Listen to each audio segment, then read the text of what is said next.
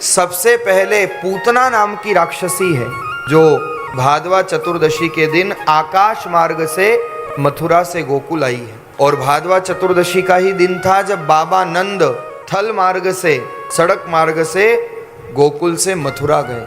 क्यों गए? क्योंकि बाबा नंद को कर चुकाना था। उस समय जैसे अभी आप कर चुकाते हो ना, जीएसटी और इनकम टैक्स, सब अलग अलग प्रकार के कर होते हैं, तो ऐसे उस समय कंस का कर चलता था, सबको कर चुकाना पड़ता था। तो बाबा नंद कर चुकाने के लिए मथुरा गए। बाबा नंद ने कर चुकाया, कंस को दिया। और महाराज बाबा नंद ने सहज में ही कंस से कहा कि बधाई हो। कंस ने कहा किस बात की बधाई? बोले महाराज कंस ठाकुर जी की कृपा से, भगवान की कृपा से बेटा हुआ है, लाला भया है।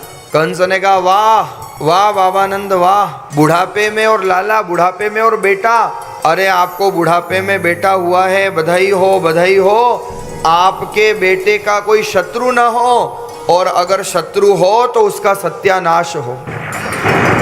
कौन बोल रहा है? कंस। और ठाकुर जी आए हैं कंस के अत्याचार से धरती को मुक्त करने के लिए। कहने का भाव यह है कि जीव अपनी मृत्यु का सामान खुद एकत्रित कर लेता है महाराज, किसी को करना नहीं पड़ता। तो कहने का भाव यह है, कंस कह रहा है बाबा नंद से। बाबा नंद ने कर चुकाया और जब निकलने लगे तो वसुदेव जी से जाकर के मिले। वसुदेव जी ने कहा अरे बाबा नंद आप यहाँ क्या कर रहे हो? वसुदेव जी तो सब जानते थे। वसुदेव जी ने कहा आप ज़्यादा देर यहाँ रुको मत, ये कंस बड़ा दुष्ट है, न जाने कब इसका स्वभाव बदल जाए, कब इसके दिमाग में खुरापात आ जाए। दामिनी दमक रहन घर माही, मानस में गोस्वामी जी ने बड़ी सुंदर चौपाई लिखी है। दामिनी दमक रहन घर माही, खलकी प्रीत जथा थिर नाही। जो दुष्ट व्यक्ति होता है ना महाराज, उससे कभी प्रीत नहीं करनी चाहिए, उससे व्यवहार रखना, उससे मित्रता रखना जीवन को बर्बाद करने के समान। वो कब बदल जाए भरोसा नहीं। दामिनी दमक रहन घर माही, खलकी प्रीत जथा थिर नाही। उसकी प्रीत स्थिर रहने वाली नहीं है। वसुदेव जी ने कहा ज्यादा रुको मत, जल्दी यहाँ से प्रस्थान करो, न जाने कब ये दुष्ट इसका स्वभाव बदल जाए, कहीं आपको ही ये कारागृह में बंद न कर दे। और बाबा नंद वहाँ से प्रस्थान कर गए। इधर आकाश मार्ग से जो पूतना पहुंची थी, ये बनावटी रूप बना करके सज धज करके आज आई।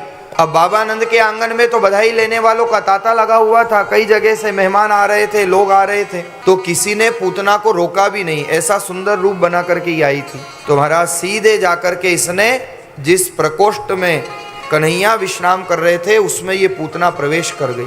और जैसे ही पूतना ने प्रवेश किया तो ठाकुर जी अपनी आंखें मूंद लेते हैं। भगवान ने नयन बंद कर लिए। अब भगवान ने क्यों नयन मूंदे, इस पर कई संतों ने बड़े सुंदर सुंदर भाव लिखे हैं। क्यों भगवान ने नयन मूंद लिए, क्यों भगवान ने आंखें बंद कर ली? एक संत लिखते हैं, कई भागवतकारों ने अपनी उत्प्रेक्षाएं दी है। एक संत बड़ा सुंदर लिखते हैं, आंखें बंद करके भगवान ये सोच रहे हैं कि ये कौन है जो मुझे मारने के लिए आई है, जहर देने के लिए आई है। और वैसे भी देखो भगवान अगर आंखें खोल लेते उस समय तो इसका बनावटी रूप रह नहीं पाता, ये वास्तविक रूप में आ जाती। सब देख करके घबरा जाते, राक्षसी थी, इसलिए भी भगवान ने नयन मूंद लिए। और एक संत लिखते हैं कि भगवान नयन मूंद करके देख रहे हैं कि ये कौन है। कौन थी पूतना पूर्व जन्म में? बलि राजा की कन्या रत्नमाला। कल आप लोगों ने प्रसंग सुना ना, वामन भगवान का, वामन अवतार का प्रसंग आप लोगों ने सुना कल। जब वामन देवता आए थे, वामन भगवान बलि राजा के द्वार पर, तो बलि राजा से याचना की, बलि राजा ने 3 पैर भूमि प्रदान की। तो वामन भगवान जब आ रहे थे ना, तो बलि राजा की कन्या थी रत्नमाला। उस रत्नमाला ने जब बाल रूप को देखा तो भगवान का ऐसा अद्भुत आकर्षित करने वाला रूप था कि ये रत्नमाला मन में विचार करती है कैसा सुंदर बालक है, ऐसा अद्भुत बालक तो मैंने कभी देखा नहीं। इसको ऐसा मन करता है कि देखती रहूं। और वो रत्नमाला मन में विचार करती है, काश ऐसे बालक को मुझे दुग्धपान कराने का अवसर प्राप्त होता। भगवान ने मन ही मन तथास्तु कहा। लेकिन वही वामन जब विराट बने और जब बलि राजा को स्वर्ग लोक का, बलि राजा से राज्य लेकर सुतल लोक में भेज दिया, तो ये रत्नमाला सोचती है कि ये तो दूध पिलाने योग्य नहीं, ये तो जहर पिलाने योग्य है। लेकिन यही तो भगवान की भक्त वत्सलता है। भगवान ने इस अवस्था में भी तथास्तु कहा, क्योंकि महाराज भगवान का तो सिद्धांत है, जाकी रही भावना जैसी हो जाकी रही भावना ऐसी। प्रभु मूर्ति देखी तीन तैसी। प्रभु मूर्ति देखी तीन तैसी। जाकी रही भावना जैसी, प्रभु मूर्ति देखी तिन तैसी। जो जिस भावना से भगवान को याद करता है ना, ठाकुर जी वैसा ही संबंध उससे बांध लेते। कोई पिता के रूप में मानता है तो ठाकुर जी उसको पिता का प्रेम देते हैं। कोई माँ के रूप में मानता है तो ठाकुर जी माँ का वात्सल्य देते हैं। कोई मित्र के रूप में भगवान को अंगीकार कर ले तो ठाकुर जी उससे मित्रवत आचरण करते हैं। कोई भाई के रूप में, कोई बहन के रूप में, जो जिस रूप में भगवान को याद करता है, भगवान उसके भाव के अनुरूप उस पर कृपा करते हैं। यही तो भगवान की विशेषता है। यही बलि राजा की कन्या रत्नमाला पूतना बनकर के आई, क्योंकि दुग्धपान कराना था और बाद में भाव आया कि जहर पिला देना चाहिए, तो ये जहर पान कराने के लिए आज आई है। कुछ संत लिखते हैं भगवान ने इसलिए भी नयन मूंद लिए क्योंकि महाराज सूर्य और चंद्रमा का वास है भगवान के नयनों में, उनको कष्ट न हो। एक संत ने बड़ा सुंदर भाव लिखा, भगवान ने आंखें क्यों मूंदी? क्योंकि भगवान आंखें बंद करके भगवान शंकर को याद कर रहे हैं। अब भगवान शंकर को क्यों याद कर रहे हैं महाराज? क्योंकि जहर पीने का काम किसका है? भगवान भोलेनाथ का है। विषपान भगवान भोलेनाथ करते हैं। तो ठाकुर जी कह रहे हैं, भोलेनाथ आप चले गए पर वापिस पधारो, मेरे अधरों पर विराजमान हो जाओ। ये पूतना मुझे जहर पिलाने के लिए आई है। एक संत लिखते हैं कि भगवान ने इसलिए भी नयन मूंद लिए क्योंकि देखो भगवान अभी बाल रूप में है, और अगर आप किसी बच्चे को कड़वी दवा पिलाओ ना तो देखना वो कैसे नयन मूंद लेता है, आंखें मीच लेता है। तो भगवान जानते हैं ये कड़वी दवा पिलाने आई है पूतना, इसलिए भी भगवान ने आज नयन मूंद ली। कई संतों ने अपने भाव लिखे।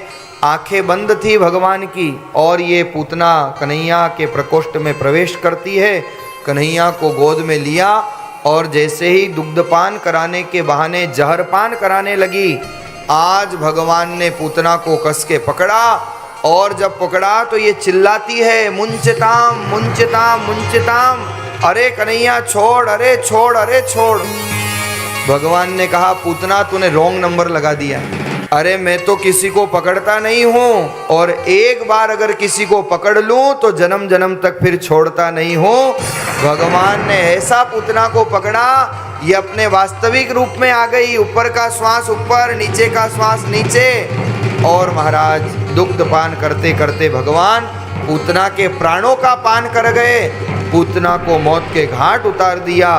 देवता लोग पुष्पों की बरसात करते हैं, जय जयकार करते हैं। बोलो बाल कृष्ण भगवान की जय। आज भगवान ने पूतना का वध किया। विशाल काय राक्षसी शरीर के रूप में ये गोकुल में धरती पर गिरती है। कई चंदन के वृक्ष धराशायी हो गए। इसके गिरने की इतनी भयंकर आवाज आई कि पूरा गोकुल इकट्ठा हो गया। सबने देखा विशाल काय राक्षसी और छाती पर कन्हैया बैठे किलकारियां मार रहे हैं। माँ यशोदा दौड़ी दौड़ी आई और तुरंत अपने कन्हैया को उठाया, छाती से लगाया।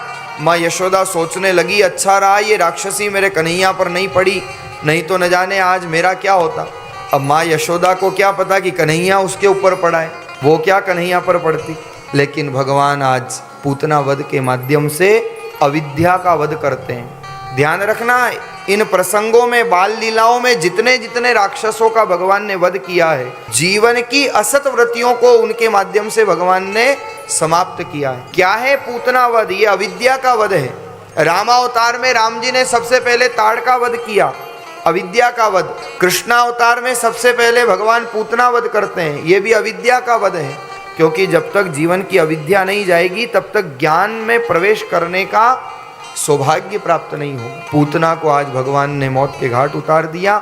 7 श्लोकों के अंदर, 8 श्लोकों के अंदर ये सारा पूतना वध का प्रसंग पूतनाष्टक के नाम से जाना जाता है। और कई भागवतकारों का मानना है महाराज, ऐसे कई भागवत मर्मज्ञ संत हुए हैं जिनका ये मानना है कि बालक में अगर अनिष्ट की आशंका है और बाल्यकाल में ही अगर उसको पूतना अष्टक का पाठ श्रवण करा दिया जाए तो उसके जीवन के अनिष्ट समाप्त हो जाते हैं। ऐसा सुंदर ही 8 श्लोकों का पूतना अष्टक का भाव भागवतकार प्रदान करते हैं। भगवान ने पूतना का वध किया और पूतना का वध करके क्या भगवान ने सदगति दी है।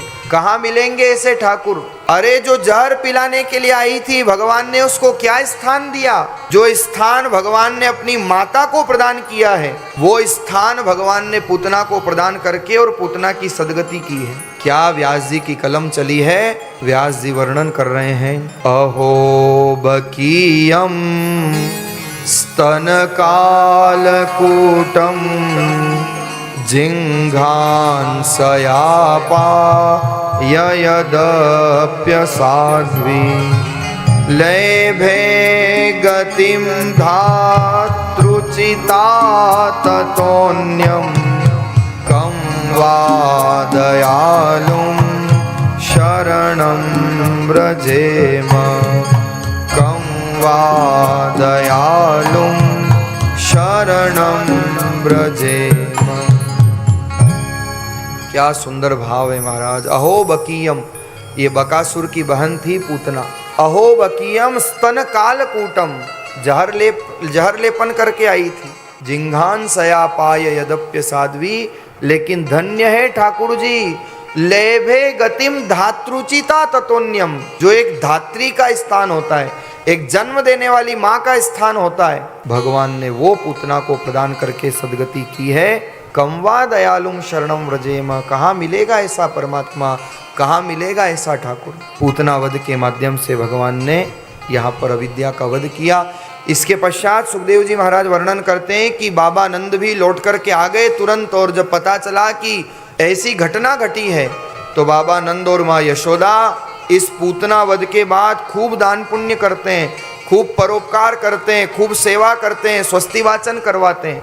ध्यान रखना, जहाँ जहाँ भागवत में भगवान के साथ भगवान के जीवन में कुछ अनिष्ट घटा है या किसी राक्षसी आसुरी व्रति ने प्रभाव दिखाया है, उसके पश्चात उस समस्या से जब भगवान मुक्त हुए तो वहाँ बाबा नंद और माँ यशोदा ने खूब परोपकार किया है, खूब सेवा की है। ये प्रेरणा देती है महाराज भागवत की कथा। हमारे द्वारा किए गए पुण्य, हमारे द्वारा किया गया परोपकार, हमारे द्वारा की गई सेवा न जाने जीवन में कब आड़े आ जाए, न जाने कब हमारे जीवन की रक्षा हो जाए, इसका कोई कुछ कह नहीं सकता। लेकिन ये निश्चित है, जीव के सत्कर्म ही आड़े आते हैं। और इसलिए बाबा नंद और यशोदा हर घटना के बाद खूब स्वस्ति वाचन करवाते हैं, दान पुण्य करते हैं, परोपकार करते हैं।